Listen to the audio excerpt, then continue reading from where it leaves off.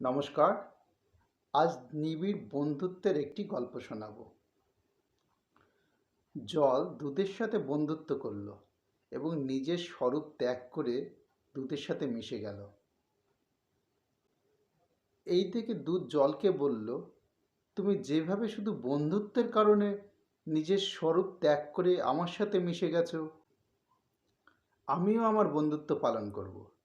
আজ থেকে তুমিও আমার দামে বিক্রি হবে।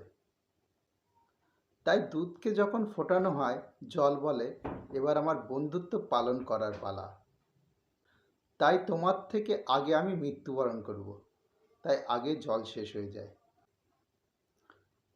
যখন দুধ তার বন্ধু জলকে এভাবে মৃত্যুবরণ করতে দেখে, তখন দুধ উতলে উঠে আগুনকে নেভানোর চেষ্টা করে।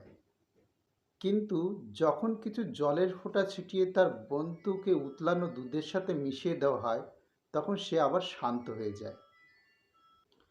কিন্তু এক ফোঁটা অম্ল সেই জল ও দুধের নিবিড় বন্ধুত্বকে আলাদা করে দিতে পারে।